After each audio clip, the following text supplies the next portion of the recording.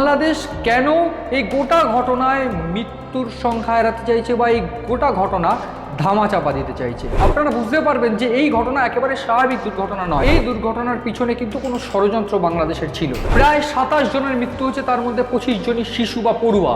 এই ঘটনা কিন্তু পরিষ্কার প্রমাণ দেয় যে চায়না মাল বেশি দিন টেকে না। পাশাপাশি এই দুর্ঘটনায় বাংলাদেশের পাশে থাকার বার্তা দিচ্ছেন নরেন্দ্র মোদী। এই দুর্ঘটনার পিছনে যাদের হাত আছে, ওয়াকারুজ্জামান বা মোহাম্মদ ইউনুস, তারা যেন কোনোভাবে রেহাই না পায়। সিএন ডিজিটাল আপনাদের স্বাগত। নমস্কার, আমি মণি ভট্টাচার্য। বাংলাদেশের এই যে এয়ারক্রাফট দুর্ঘটনা, এই দুর্ঘটনায় কিন্তু বহু প্রশ্ন উঠে আসছে এবং এই এয়ারক্রাফট দুর্ঘটনাকে সামনে রেখে বেশ কিছু প্লট কিন্তু ইতিমধ্যে এই অন্তর্বর্তী সরকার প্রধান মোহাম্মদ ইউনুস এবং ওয়াকারুজ্জামান বা বাংলাদেশের সেনাপ্রধান তিনি কিন্তু সাজাতে শুরু করেছেন। এবং এরপরেই স্বাভাবিকভাবে এই চীনা বস্তু বা চীনা কোনো সামরিক যানের উপর বা চীনা কোনো সামরিক অস্ত্রের উপর ভরসা রাখা নিয়ে প্রশ্ন উঠছে। এবং পাশাপাশি আরও একটা বিষয় নিয়ে আজ আমার এই আলোচনা, যে বাংলাদেশ কেন এই গোটা ঘটনায় মৃত্যুর সংখ্যা এড়াতে চাইছে বা এই গোটা ঘটনা ধামাচাপা দিতে চাইছে।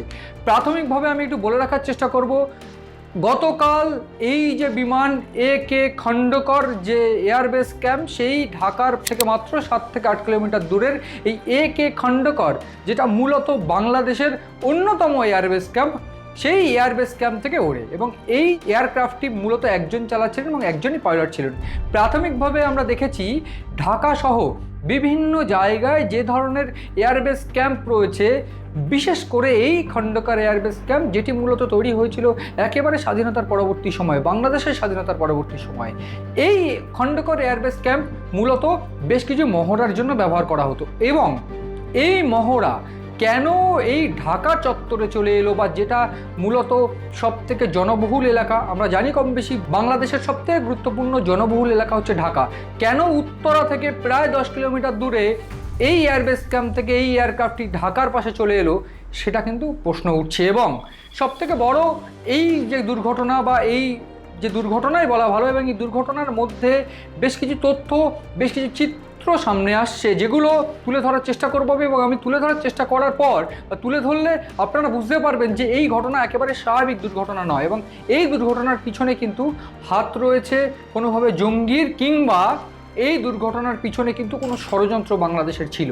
প্রাথমিকভাবে এই F7, এই যে ফ্লাইটটি বা যে এয়ারক্রাফটটি দুর্ঘটনার মুখে পড়েছে, F7 BGI, এই F7 BGI মূলত সোভিয়েত ইউনিয়ন এবং চীনের তৈরি করা একটি এয়ারক্রাফট এবং মূলত 1950 সালের পর MiG-21 থেকে এই এয়ারক্রাফটটি একেবারে ডিজাইন করা হয় এবং 1970 সালের পর এটি বাংলাদেশ রীতিমতো ব্যবহার করা শুরু করে।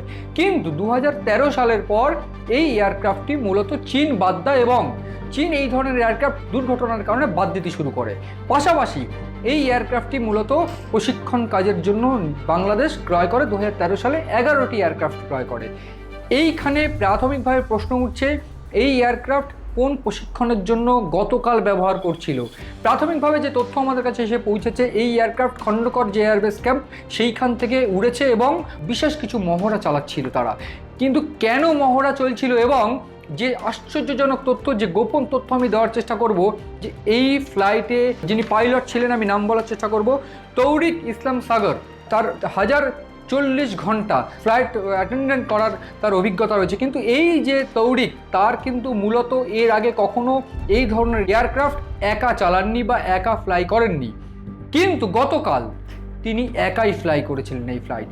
প্রশ্ন উঠছে, বা এই এয়ারক্রাফট কেন তিনি একা ফ্লাইট করেছিলেন, কেন এই এয়ারক্রাফট প্রাথমিকভাবে তাকে একা ফ্লাই করতে দেওয়া হলো? প্রশ্ন উঠছে এইটাই যে কোনো সামরিক পরিস্থিতি বা বিশেষ পরিস্থিতির সম্মুখীন না হলে বাংলাদেশ এই ধরনের যে মহড়া, সেই মহড়া কেন দিচ্ছে এবং সেই ক্ষেত্রে কেন এই ব্যক্তিকে, তৌরিককে, কেন একা এই ফ্লাইট বা এই এয়ারক্রাফট রান করতে দেওয়া হলো? এয়ারক্রাফটের যে চালক, তার মৃত্যু হয় বা পাইলটের মৃত্যু হয়, কিন্তু প্রাথমিকভাবে এই যে স্কুল, যে মাইলস্টোন স্কুল অ্যান্ড কলেজ, সেখানে ক্লাস চলছিল।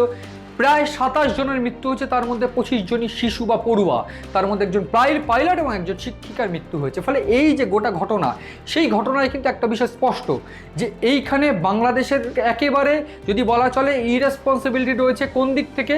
এই যে ফ্লাইট, চীন যে ফ্লাইট বাদ দিয়ে দিয়েছে, যে ফ্লাইট রীতিমতো বারবার করে ক্র্যাশ করেছে, এর আগে বাংলাদেশে এই ফ্লাইটই কিন্তু ক্র্যাশ করেছিল F7 সিরিজের।